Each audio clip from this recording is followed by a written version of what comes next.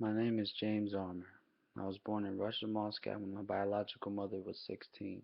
The best she could do was put me up for adoption at a local orphanage. The water was brown, the cribs had no pillows, and all babies needing medication used the same needle. I was labeled defected because I didn't look like the other babies. My first year of existence, I had no future, no family, and no memories. My life began when Mark and Patricia Armour flew across the world to save me. They're everything to me.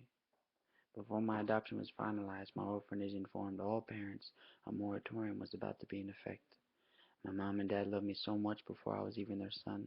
They fought to finalize the paperwork weeks ahead of time. My mother cried and pleaded. She gave them a plastic ear thermometer, and my orphanage had seen no such thing, ever.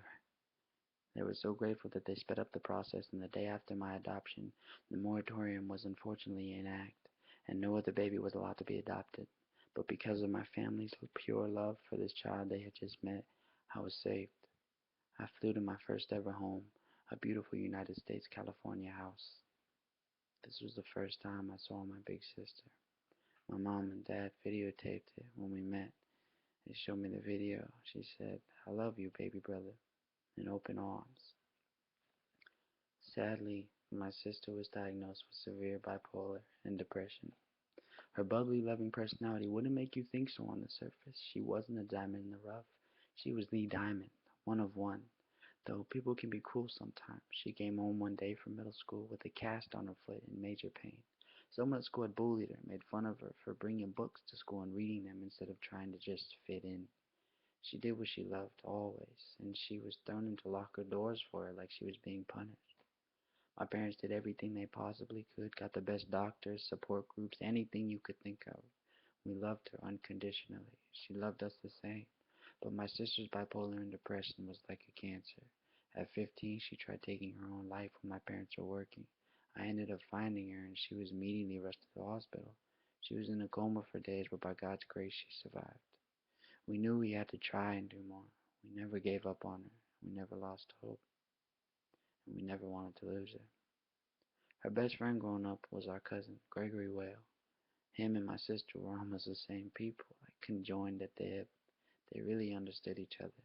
At 18, Gregory passed away in a tragic automobile accident. Our family was and is still numb. Despite the daily fights against her illness, family tragedies, and peers mentally and physically abusing her, Sarah became a nurse.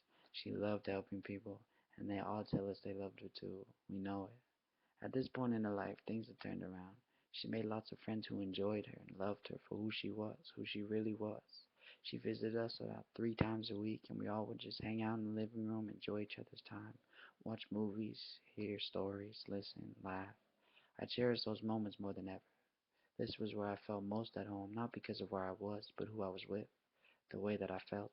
But for 22 years, my strong sister fought this illness. She loved everyone so much that she'd hide the pain, let herself suffer in silence so she wouldn't bring anyone else down. On July 10th, 2014, we lost the fight. She took her own life, and we didn't get there in time to save her this time. My mother found her in her apartment, completely devastated.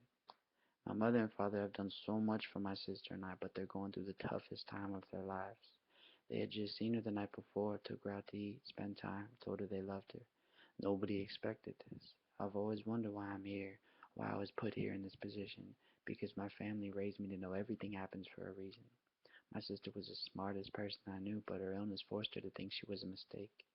So let's make this clear. Nobody's existence is an accident.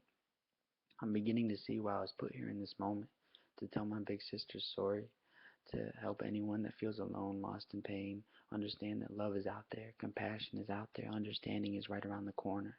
Don't give up, just reach out. I'm here to have my sister live through me and spread the love that she's always deserved and given. My family needs support right now. They need to see how my sister and I see them still. They're our heroes. I'm not asking for money or any materialistic wants that we don't take when we leave this life. I'm only asking for a helping hand towards my family in their time of need. My mother and father's Facebook is below. Please just remind them, stay strong. Remind them that people do care. Share this to anyone and share this to everyone. Share Sarah's beautiful spirit. Give my family the strength to see hope with your kind words. They need to feel life again. I'm worried. They're broken, and it's up to us as fellow human beings to pick another up. If you can help my family get through this, we can show others in pain that it's possible to get through. Suicide is the third leading cause of death in the United States. Save my family. Save your family. Prove to your brothers and sisters that they are not alone. Big steps don't change the world. Many strong, small steps do. I haven't given up on my parents. I haven't given up on people. Please don't give up on us.